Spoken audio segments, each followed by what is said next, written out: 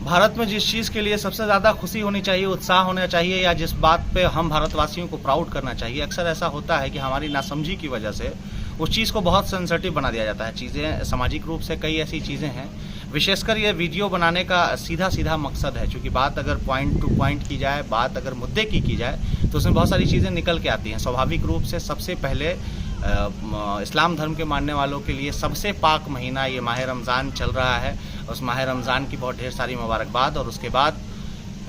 हिंदू धर्म या फिर सनातन आस्था के जो असत्य पे सत्य की जीत, जिस तरीके से अहंकार का दहन हुआ, जिस तरीके से पाप का दहन हुआ, जिस तरीके से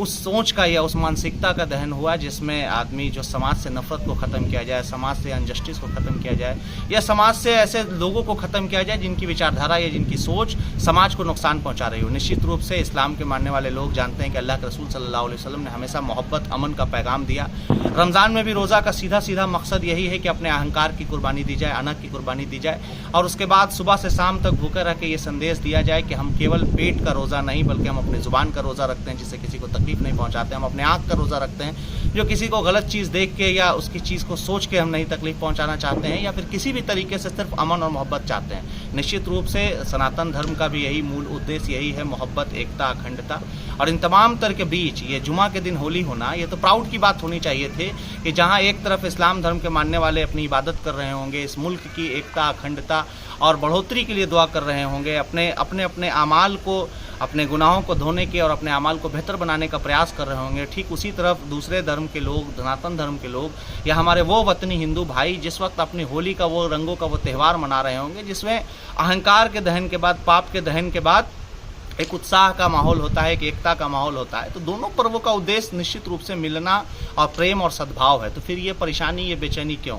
निश्चित रूप से स्थानीय प्रशासन, जिला प्रशासन, राज्य की प्रशासन और देश की प्रशासन एकता और अखंडता की बात करती है, वो लगी हुई है। सभी चौक चौराहे पे हमारे पुलिसकर्मी, हमारे आपके चाहने वाले मजिस्ट्रेट, हमारे आपके परिवार से आने वाले लोग लगे हुए हैं आपकी सुरक्षा के लिए। लेकिन आखिर इसमें इतना बवाला क्यों? सुरक्षा की बात दूसरा हमारे सुरक्षा क्यों करे, जबकि वही पड़ोसी के साथ हमें रहना है।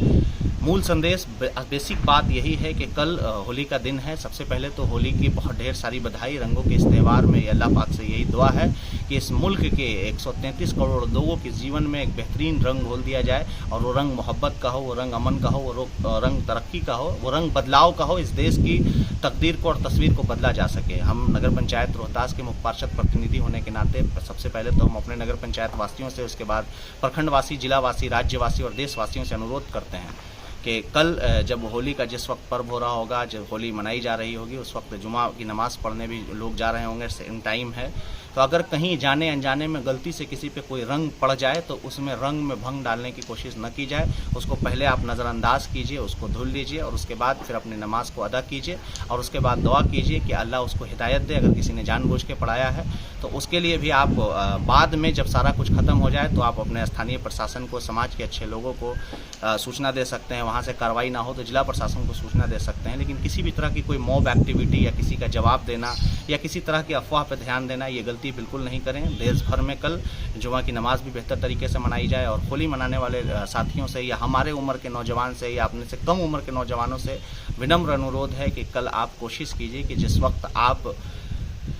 उस होलिका दहन या उस दहन के बाद, जिस पाप, जिस मानसिकता के दहन के बाद आप खुशी मना रहे होंगे, जब रंग घोल रहे होंगे, तो ऐसा ना हो कि किसी की इबादत में वो रंग फीका पड़ जाए, कोई नापाक हो जाए, या किसी के रंग पड़ जाने की वजह से किसी का कपड़ा ख़राब हो और वो नमाज न पढ़ पाए। अगर आपकी एक एक्टिविटी की वजह से कल वो अपनी इबादत नहीं कर पाया, तो कल जब आप अपना अमाल देंगे, जब आप अपने अमाल का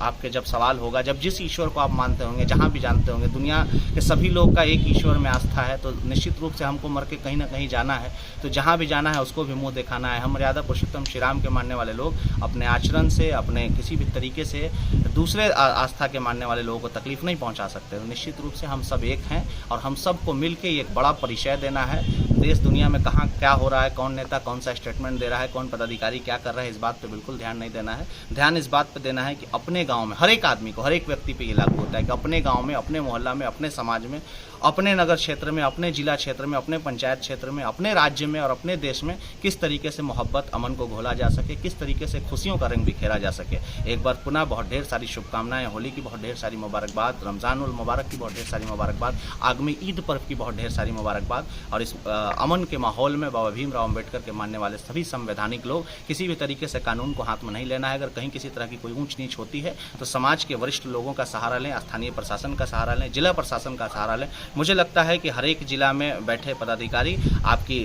सेफ्टी को, आपकी सुरक्षा को सुनिश्चित करते हैं और उसमें लगे हुए हैं। तो इसका फ़ायदा उठाएं और किसी भी तरीके से किसी भी मामले में उग्र नहीं होना है, बल्कि मोहब्बत के साथ अगर कहीं पे किसी पर एक दूसरे को रंग पड़ जाए या किसी पे एक दूसरे पे किसी तरह से कोई तकलीफ पहुंच जाए, तुराब न्याजी के किसी तरीके से कल के होली के रंग में अगर किसी तरह की कोई तकलीफ पहुंचती हो तो तुराब न्याजी को माफ़ करके तुराब न्याजी को समझाने की कोशिश की जाए। या किसी तुराब कुमार, तुराब सिंह के किसी काम से किसी इंसान को तकलीफ पहुँचती हो तो उसको समझाने का काम किया जाए, न कि उग्र किया जाए, माहौल ख़राब किया जाए। ये खुशियों का रंग खुशी के रंग में रहना चाहिए और किसी भी तरीके से देश में या राज्य में, जिला में, कहीं भी आप ये सुनिश्चित कीजिए, हर एक भारतवासियों की जिम्मेदारी है कि एकता और अखंडता के साथ अपने अपने त्यौहार को मनाया जाए। सभी लोगों को सभी के त्यौहार की, सभी की आस्था की बहुत ढेर सारी मुबारकबाद। बहुत बहुत शुक्रिया, प्रणाम।